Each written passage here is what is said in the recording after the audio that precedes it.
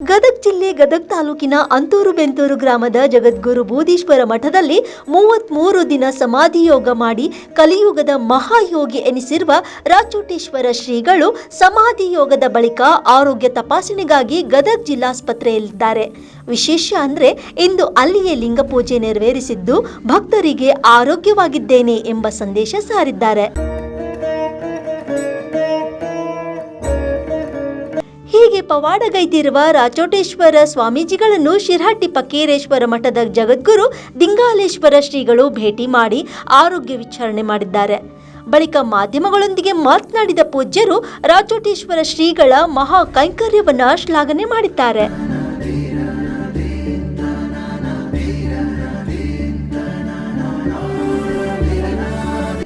ಹಾಗಿದ್ರೆ ರಾಚೋಟೇಶ್ವರ ಶ್ರೀಗಳ ಬಗ್ಗೆ ದಿಂಗಾಲೇಶ್ವರ ಶ್ರೀಗಳು ಹೇಳಿದ್ದೇನು?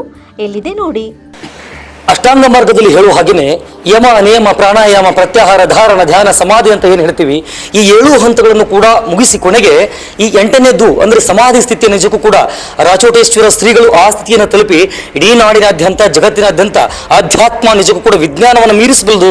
ತತ್ವಜ್ಞಾನ ಅನ್ನುವಂಥದ್ದು ವಿಜ್ಞಾನದ ಅಪ್ಪ ಅನ್ನುವಂತಹ ಮಾತನ್ನ ಅವರು ಬಹಳಷ್ಟು ಅವರು ನೇರವಾಗಿ ಜನರಿಗೆ ಈ ಮೂಲಕವಾಗಿರುವಂತಹ ಸಂದೇಶವನ್ನು ಕೊಟ್ಟಿದ್ದಾರೆ. ಅಂದರೆ ಬಹುತೇಕ ಸಂತರು, ಮಹಾಂತರು, ಶಿವಯೋಗಿಗಳು, ಶಿವಾಚಾರ್ಯರು ಈ ಹಿಂದೆ ಕೂಡ ಇದನ್ನು ಮಾಡಿದ್ರು. ಆದರೆ ಕಲಿಯುಗದಲ್ಲಿ ಅದರ ಕೂಡ ಕಂಪ್ಯೂಟರ್ ಯುಗದಲ್ಲಿ, ಮೊಬೈಲ್ ಯುಗದಲ್ಲಿ ಈ ಥರದ್ದು ಮಾಡೋದಿದೆಯಲ್ಲ, ತುಂಬಾನೇ ಕೂಡ ಇದೊಂದು ಯಕ್ಷ ಪ್ರಶ್ನೆ ಮತ್ತು ವಿಚಿತ್ರ ಮತ್ತೆ ವಿಶೇಷ, ವಿನೂತನ, ವಿಭಿನ್ನ ಅಂತ ಹೇಳ್ಬೋದು. ಅಂಥದ್ದೊಂದು ಮಹತ್ ಸಾಧನೆಯನ್ನು ಇಡೀ ನಾಡೆ ನೋಡಿದೆ. ಇದೀಗ ಖುಷಿ ಆಗ್ತಕ್ಕಂಥದ್ದು ಏನು ಅಂತ ಹೇಳಿದ್ರೆ, ಫಕೀರೇಶ್ವರ ಮಠದ ಜಗದ್ಗುರುಗಳಾಗಿರುವಂತಹ ಪೂಜ್ಯ ಜಗದ್ಗುರು ಫಕೀರ ದಿಂಗಾಲೇಶ್ವರ ಮಹಾಸನ್ನಿಧಿಯವರು ಗುರುಗಳನ್ನ ಭೇಟಿ ಮಾಡ್ಲಿಕ್ಕೆ ಬಂದಿದ್ದಾರೆ, ಆಸ್ಪತ್ರೆಗೆ ಬಂದಿದ್ದಾರೆ. ಅವರು ಮಾತನಾಡ್ತಾ ಹೇಳಿದರು, ಇದೊಂದು ಆರೋಗ್ಯ ವಿಚಾರಣೆ ತಪ್ಪಾಗ್ತದೆ, ಇದು ಯೋಗದ ವಿಚಾರ ಅನ್ನುವಂಥ ಮಾತನ್ನ. ಹಾಗಿದ್ರೆ ಯೋಗದ ವಿಚಾರ, ಸುವಿಚಾರ ಯಾವ ರೀತಿ ಕೊಡ್ತಾರೆ ಶ್ರೀಗಳು ಅಂತಕ್ಕಂಥದ್ದನ್ನ ಸ್ವತಃ ಜಗದ್ಗುರುಗಳಿಂದ ಮಾತನಾಡಿಸೋಣ. ಪೂಜ್ಯರೇ, ಇವತ್ತು ಆಸ್ಪತ್ರೆಗೆ ಬಂದಿದ್ದೀರಿ, ಸ್ವತಃ ನಾವು ಕೂಡ ನೋಡ್ತಾ ಇದ್ದೇವೆ. ಎಷ್ಟೊಂದು ಖುಷಿಯಿಂದ, ನಗುಮುಖದಿಂದ, ಹಸನ್ಮುಖಿಯಾಗಿ, ಚಿತ್ತ ಪ್ರಸನ್ನರಾಗಿ ಪೂಜ್ಯರು ಕುಳಿತಿದ್ದಾರೆ. ಏನು ಅನಿಸ್ತಾ ಇದೆ ಪೂಜ್ಯರೇ ಈ ಯೋಗದ ಬಗ್ಗೆ, ಶಿವಯೋಗದ ಬಗ್ಗೆ, ಸಮಾಧಿ ಯೋಗದ ಬಗ್ಗೆ? ಇಲ್ಲಿ 4 ಯೋಗಗಳಿದ್ದಾವೆ. ನಿಮಗೆಲ್ಲ 4 ಯೋಗಗಳು ಚೆನ್ನಾಗಿ ಗೊತ್ತು. ಹಠಯೋಗ, ಮಂತ್ರಯೋಗ, ಲಯಯೋಗ, ರಾಜಯೋಗ, ಹೀಗೆ 4 ಯೋಗಗಳು ಇದ್ದಾವೆ. ಈ 4 ಯೋಗಗಳು ಹೇಗೆ ಅಂತಂದ್ರೆ ಪಲ್ಲಂಗದ 4 ಕಾಲುಗಳು ಇದ್ದ ಹಾಗೆ. 4 ಯೋಗಗಳಂದರೆ ಪಲ್ಲಂಗದ 4 ಕಾಲುಗಳು ಇದ್ದ ಹಾಗೆ. ಇದರಲ್ಲಿ ಮತ್ತೊಂದು ಅದ್ಭುತವಾದ ಯೋಗ ಇದೆ, ಅದು ಶಿವಯೋಗ. ಶಿವಯೋಗ ಅಂತಂದ್ರೆ ಆ ಪಲ್ಲಂಗದ ಮೇಲಿನ ಛತ್ತಿದ್ದ ಹಾಗೆ. ಈಗ ಅವ್ರೇನು ಕುಂತ್ಕೊಂಡಿದ್ದಾರಲ್ಲ, ಪಲ್ಲಂಗಿ ಅದ್ರ ಮೇಲೆ ನಿಂತದಂದ್ರೆ 4 ಕಾಲುಗಳ ಮೇಲೆ. 4 ಕಾಲು ಇದ್ದಾಕ್ಷಣ ಪಲ್ಲಂಗ ಆಗೋದಿಲ್ಲ. ಅಲ್ಲಿ ಮುಖ್ಯವಾಗಿ ಏನು ಬೇಕಂದ್ರೆ ಅದರ ಮೇಲಿನ ಹೊದಿಕೆ ಅಂತಕ್ಕಂಥದ್ದು. ಆ ಹೊದಿಕೆಯೇ ಶಿವಯೋಗ. ಆ ಶಿವಯೋಗಕ್ಕೂ ಉಳಿದ 4 ಯೋಗಕ್ಕೂ ಏನು ವ್ಯತ್ಯಾಸ ಅಂತಂದರೆ, ಅಳಿದು ಕೂಡುವ ಯೋಗ, ಉಳಿದು ಕೂಡುವ ಯೋಗ ಅಂತ 2 ಪ್ರಕಾರ ಬರ್ತಾವೆ. 4 ಯೋಗಗಳು ಏನು ಹೇಳ್ತಾವೆ ಅಂದ್ರೆ ಅದನ್ನಳಿ ಇದನ್ನಳಿ ಅಂತ ಹೇಳ್ತಾವೆ. ಶಿವಯೋಗ ಮಾತ್ರ ಯಾವುದನ್ನು ಅಳಿಬೇಕಾಗಿಲ್ಲ, ಅದರಾಗ ಇದ್ದುಕೊಂಡು ಎಲ್ಲದನ್ನು ಮಾಡಬಹುದು ಅನ್ನುವಂಥದ್ದನ್ನು ಹೇಳುವಂಥದ್ದು ಶಿವಯೋಗ. ಇವತ್ತಿನ ದಿವಸ ಅವರು ನಮ್ಮೊಂದಿಗೆ ಎಲ್ಲ ಇದ್ದುಕೊಂಡು ಆ ಶಿವಯೋಗ ಸಾಧನೆಯನ್ನು ಮಾಡಿದ್ದಾರೆ. ಬೂದಿ ಸ್ವಾಮಿಗಳು ಅಂತಂದರೆ ಅವರು 775 ವರ್ಷ ಬದುಕಿದ್ರು. 775 ವರ್ಷ ಬದುಕಿದ್ದು ಯಾವ ಆಧಾರದ ಮೇಲೆ ಬದುಕಿದ್ರು ಅಂದರೆ ಯೋಗದ ಆಧಾರದ ಮೇಲೇ ಬದುಕಿದ್ರು. ಅಂತಹ 775 ವರ್ಷ ಬದುಕಿದ ಒಬ್ಬ ಯೋಗಿಯ ಜಾಗಕ್ಕೆ ಇವತ್ತಿನ ದಿವಸ ಅವರಂಗನೇ ನಾವು ಬದುಕಬಲ್ಲಿವಿ, ಅವರಂಗನ ನಾವು ಸಾಧನೆ ಮಾಡಬಲ್ಲಿವಿ ಅಂತ ಅವರು ಬಂದಿರತಕ್ಕಂಥದ್ದು. ಹಾಲಿನೊಳಗೆ ಹಾಲು ಬೆರೆತಂಗಾಗಿದೆ, ನೀರಿನೊಳಗೆ ನೀರು ಬೆರೆತಂಗಾಗಿದೆ, ತುಪ್ಪದೊಳಗೆ ತುಪ್ಪ ಬೆರೆತಂಗಾಗಿದೆ ಅನ್ನುವಂಥದ್ದನ್ನು ನಾವು ಈ ಸಂದರ್ಭದಲ್ಲಿ ಹೇಳ್ಬೋದು. ನಮ್ಮಲ್ಲಿ 2 ಇದ್ದಾವೆ, ಒಂದು ಯೋಗ, ಇನ್ನೊಂದು ಆಯುರ್ವೇದ ಅಂತ. ಯೋಗ ಇರೋದು ಯಾಕೆ ಅಂತಂದ್ರೆ ಮನುಷ್ಯನಿಗೆ ಯಾವುದೇ ರೀತಿಯಿಂದ ರೋಗ ಬರಬಾರ್ದು ಅಂತ.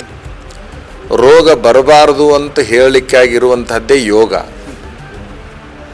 ಅನಿವಾರ್ಯವಾಗಿ ಬಂತು ಅಂತಂದರೆ ಅದನ್ನು ನಿವಾರಣೆ ಮಾಡಿಕೊಳ್ಳಲಿಕ್ಕೆ ಆಯುರ್ವೇದ ಅಂತಕ್ಕಂಥದ್ದನ್ನು ಕೂಡ ನಮ್ಮ ದೇಶದಲ್ಲಿ ಇರತಕ್ಕಂಥದ್ದು. ಇವತ್ತಿನ ದಿವಸ ಅವರು ಯೋಗ ಸಾಧನೆಯನ್ನು ಮಾಡಿರೋದ್ರಿಂದ ಡಾಕ್ಟರ್ ಹೇಳ್ತಾ ಇದ್ದರು, ಅವ್ರಿಗೇನೂ ಬೇಕಾಗಿಲ್ಲ, ಎಲ್ಲ ರೀತಿಯಿಂದ ಅವ್ರ ಎಲ್ಲ ಅಂಗಾಂಗಗಳು ಅತ್ಯಂತ ಸಕ್ರಿಯವಾಗಿ ಕೆಲಸ ಮಾಡ್ತಾ ಇದ್ದಾವೆ, ಕಿಡ್ನಿಗಳು ಮಾತ್ರ ನಿಷ್ಕ್ರಿಯವಾಗಿದ್ದವು ಅನ್ನುವಂಥ ಮಾತು. ಸಹಜವಾಗಿ ಕಿಡ್ನಿಗೆ ಬೇಕಾಗಿರ್ತಕ್ಕಂಥದ್ದು ನೀರು, ಅದು ಇದು ಕೆಲವು. ಅವ್ರು ನೀರು ತೊಗೊಂಡಿಲ್ಲ, ಗಾಳಿನೂ ತೊಗೊಂಡಿಲ್ಲ, ಆಹಾರವನ್ನು ತೆಗೆದುಕೊಂಡಿಲ್ಲ ಅಂತಂದ ಮೇಲೆ ಅನಿವಾರ್ಯವಾಗಿ ಅವ್ರಿಗೆ ನಮ್ದೇನು ಕೆಲಸ ಇಲ್ಬಿಡ ಅಂತೇಳಿ ಅವ್ರು ಸುಮ್ಮನೆ ಕುಂತಿರಬೇಕು. ಇನ್ನು ಮೇಲೆ ಆಹಾರ ತೆಗೆದುಕೊಳ್ಳಕತ್ತಿದ ಮೇಲೆ ಮತ್ತೆ ಅವು ಕೆಲಸ ಮಾಡಲಿಕ್ಕೆ ಪ್ರಾರಂಭ ಮಾಡ್ತಾವೆ. ಬಹಳ ವಿಶೇಷ ಅಂತಂದರೆ ಯೋಗ ಏನೆಲ್ಲ ಸಾಧಿಸಬಲ್ಲದು ಅಂತಕ್ಕಂಥದ್ದನ್ನು ನಾವು ಈ ಮೂಲಕ ತಿಳಿಬಲ್ಲವರಾಗಿದ್ದೇವೆ ಅಂತಕ್ಕಂಥದ್ದು ನಮ್ಮ ಭಾವನೆ.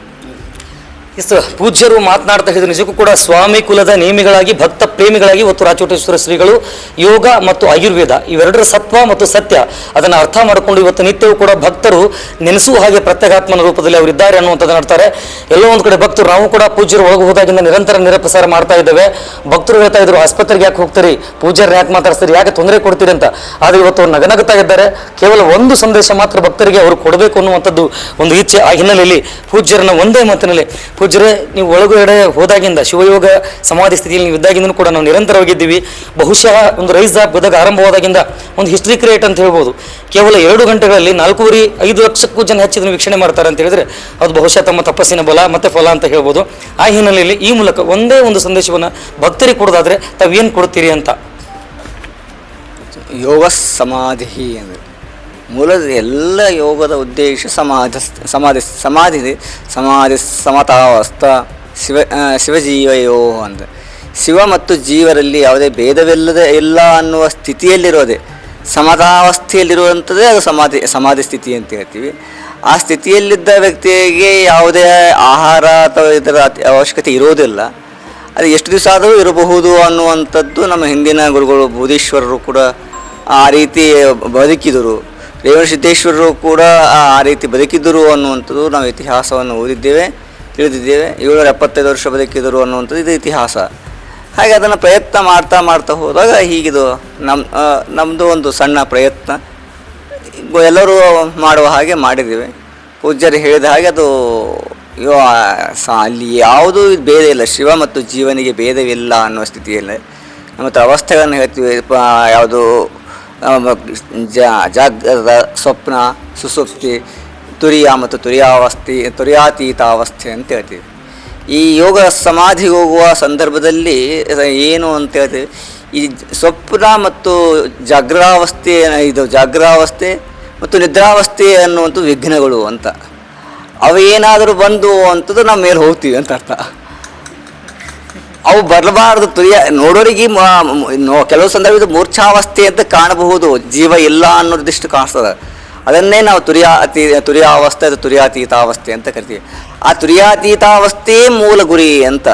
ತುರಿಯಾತೀತಾವಸ್ಥೆಯೇ ಮೂಲ ಗುರಿಯಾಗಿರುವುದರಿಂದ ಹಾಗಾಗಿ ನಮಗೆ ಇಲ್ಲಿ ಬರುವಂಥ ವಿಘ್ನಗಳು ಆಹಾರಗಿಂತಲೂ ಜಾಗೃತಾವಸ್ಥೆ ಮತ್ತು ಸ್ವಪ್ನಾವಸ್ಥೆ, ನಿದ್ರಾವಸ್ಥೆ ಇದೆಯಲ್ಲ, ಈ ಅವಸ್ಥೆಗಳನ್ನು ಮೀರಿ ಹೋಗುವ ಅವಸ್ಥೆಯನ್ನೇ ಯೋಗಾವಸ್ಥೆ ಅಂತ ಕರಿತೀವಿ. ಅದನ್ನು ಸಮಾಧಿ ಸ್ಥಿತಿ. ನಮ್ಮ ವೀರಶೈವ ಧರ್ಮದಲ್ಲಿ ಶಸ್ತ್ರ ಸಿದ್ಧಾಂತದಲ್ಲಿ ಯೋಗ ಸಮಾಧಿ ಅನ್ನೋದು ಸಮಾಧಿಯೇ ಮೂಲ ಉದ್ದೇಶ ಅಂತ. ನಾನು ಒಂದೇ ಶಿವನೂ ಒಂದೇ ಅಂತ ಒಂದಾಗಿ ಕೂತಿರ್ತೀವಿ. ಅಲ್ಲಿ ಐಕ್ಯ ಸ್ಥಿತಿಯಲ್ಲಿದ್ದಂಥ ಸಂದರ್ಭದಲ್ಲಿ ಯಾವುದೇ ವ್ಯಕ್ತಿಗೆ ಪ್ರಾಣಕ್ಕೆ ಯಾವುದೇ ಅಪಾಯ ಆಗೋದಿಲ್ಲ. ಎಷ್ಟು ವರ್ಷ ಬೇಕಾದರೂ ಬದುಕಬಹುದು. ಹಿಂದಿನ ಸಾಕಷ್ಟು ಜನ ಬದುಕಿದ್ದಾರೆ. ವೀರಶೈವ ಸಿದ್ಧಾಂತವೇ ಆಗಿದೆ. ಶಸ್ತ್ರ ಸಿದ್ಧಾಂತದ ಮೂಲ ಉದ್ದೇಶವೇ ಅದು. ಇವತ್ತು ಯೋಗ ಡೇ ನಾವು ಆಚರಣೆ ಮಾಡ್ತಾ, ಯೋಗ ಡೇಯಲ್ಲಿ ನಾವು ರಾಜಯೋಗವನ್ನು, ಪತಂಜಲಿ ಯೋಗವನ್ನು ಹೆಚ್ಚು ಜನ ಪ್ರಚಾರ ಮಾಡಿಲ್ಲ. ತಪ್ಪಂತೂ ನಾವು ಹೇಳೋದಿಲ್ಲ. ಹಠಯೋಗ, ಈ ರೀತಿಯ ಯೋಗದಲ್ಲಿ ನಾನಾ ಭೇದಗಳಿದ್ದಾವೆ. ನಮ್ಮದು ಶಿವಯೋಗ ಅನ್ನುವಂಥದ್ದು ವೀರಶೈವ ಧರ್ಮದ ಸಿದ್ಧಾಂತ. ಮತ್ತು ಐಕ್ಯ ಸ್ಥಳದಲ್ಲಿ ನಾವು ಹೇಳುವಂಥ ಏನು ಸ್ಥಿತಿ ಇದೆ ಅದನ್ನೇ ಅದು ಮೂಲ ವೀರಶೈವ ಧರ್ಮ ಹೇಳುವಂಥದ್ದು. ಅದು ಸಮಾಧಿ ಸ್ಥಿತಿಯನ್ನು ನಿಜಕ್ಕೂ ಕೂಡ ಹೆಚ್ಚು ಮಾತನಾಡಿಸುವಂತಹ ಮನಸ್ಥಿತಿಯು ನಮ್ದಿಲ್ಲ. ಯಾಕಂದ್ರೆ ಈ ಪರಿಸ್ಥಿತಿ ನಡುವೆ ಅದು ಮಾತನಾಡ್ತಕ್ಕಂಥದ್ದಲ್ಲ. ನಿಜಕ್ಕೂ ಕೂಡ ಗುರುಗಳು ಮಾತನಾಡುವಂಥದ್ದು ಶಿವಯೋಗದ ಬಗ್ಗೆ, ಅದು ವೀರಶೈವ ಲಿಂಗಾಯತ ಧರ್ಮದಲ್ಲಿ ಇರುವಂಥ ಷಟಸ್ಥಲಗಳ ಬಗ್ಗೆ ಕೂಡ ಪೂಜ್ಯರು ಮಾತನಾಡ್ತಾ ಇದ್ದಾರೆ. ಬಹುಶಃ ಅವ್ರನ್ನಂತ ಮಾತನಾಡುವುದು, ಅವರ ಚಿತ್ತ ಪ್ರಸನ್ನ ಇರುವಂಥದ್ದು, ಹಸನ್ಮುಖಿಯಾಗಿರುವಂಥದ್ದು ನೋಡಿದ್ರೆ ಅವರು 33 ದಿನಗಳ ಕಾಲ ನಿಜಕ್ಕೂ ಕೂಡ ಉಪವಾಸವಿದ್ರ ಇಂಥದ್ದೊಂದು ಯೋಗವನ್ನು ಮಾಡಿದ್ರೆ ಅನ್ನುವಂಥದ್ದು ಯಕ್ಷ ಪ್ರಶ್ನೆ ಆಗಿರುತ್ತೆ. ಕ್ಯಾಮ್ರಾ ಪರ್ಸನ್ ತುಳಸಿ ಜೊತೆ ಆನಂದ್ ಸ್ವಾಮಿ, ವಿರಕ್ತ ಮಠ, ರೈಸ್ ಆಫ್ ನ್ಯೂಸ್, ಗದಗ.